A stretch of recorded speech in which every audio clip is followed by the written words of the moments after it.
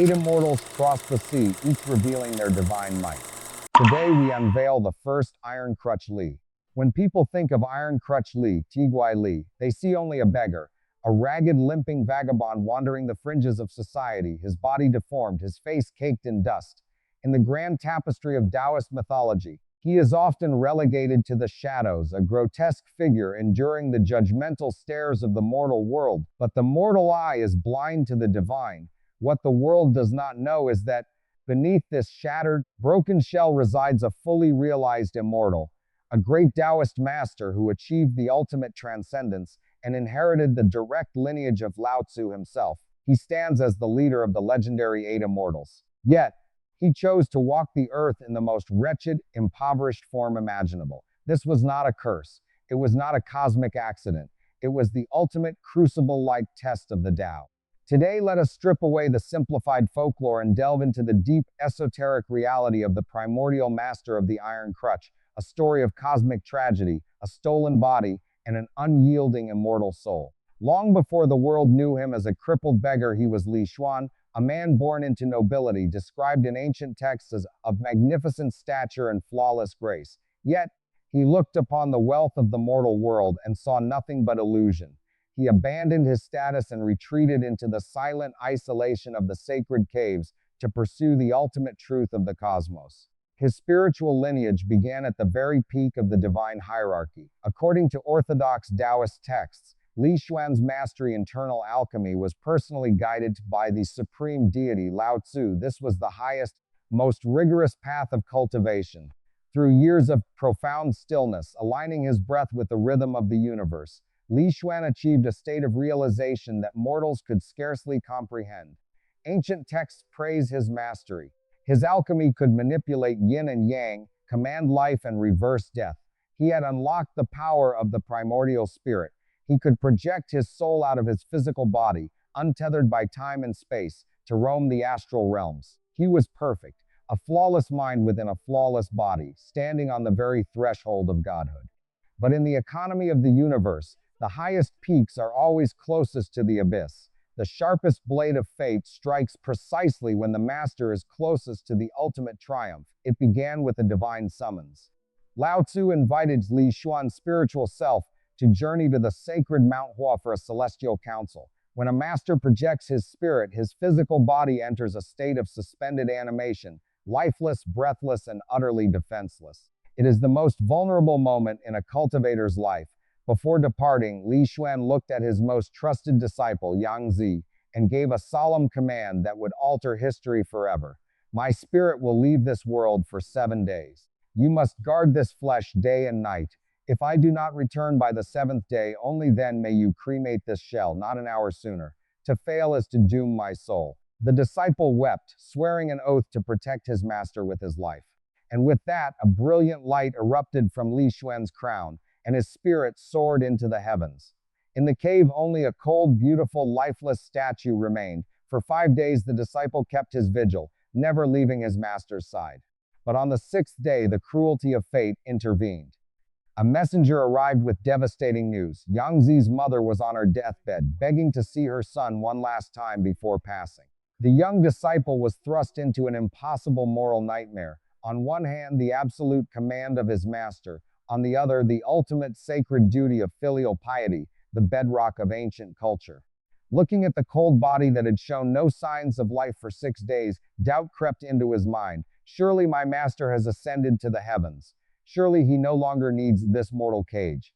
As the storm raged on that 6th night, filial grief broke his resolve. He stacked the firewood. He lit the flame. In a matter of hours, the flawless sacred body of Li Xuan was reduced to a pile of cold, irreversible ash. On the morning of the 7th day, Li Xuan's spirit returned from the celestial realms, filled with divine wisdom. But as he entered his sanctuary, he was met with a terrifying void. There was no disciple. There was no body. Only the smoldering embers of a fire, and his own ashes scattering in the mountain wind. His physical vessel was gone. The danger was immediate and absolute. The morning sun was rising, and the harsh, unfiltered light of the mortal realm began to burn his unprotected spirit. Without a physical anchor, a soul, even an immortal one, will dissipate into nothingness within minutes. erasing centuries of cultivation. In a desperate race against annihilation, Li Xuan's spirit tore through the forest, searching for a host, anything, anyone recently deceased. At the final breathless minute before the sun could destroy him, he found a body dumped in the thickets. It was a beggar who had just succumbed to starvation. The face was grotesque, the clothes were rags, and one leg was severely withered and decayed. With no time to choose, Li Xuan plunged his brilliant divine spirit into the cold, wretched corpse. When his eyes snapped open and he forced the broken limbs to move, the elegant immortal Li Xuan was dead. In his place stood a twisted, agonizing paradox, a supreme soul trapped inside a ruined vessel. Witnessing this cosmic tragedy, Lao Tzu manifested before him. The supreme deity felt sorrow for Li Xuan, but he also saw a deeper cosmic purpose. He presented the broken immortal with a golden iron crutch to support his weight and a purple gold gourd filled with the elixir of life, capable of curing any ailment in the universe. The once flawless master was now fated to walk the three realms in the most despised form a human could take to the mundane world. This body was a curse, a deformity to be shunned and avoided. But in the deep esoteric truth of the Tao, this shattered form became the ultimate symbol of enlightenment. As the ancient texts state, the true master changes his outer form but guards his inner truth. The physical body is merely an inn where the soul stays for a night.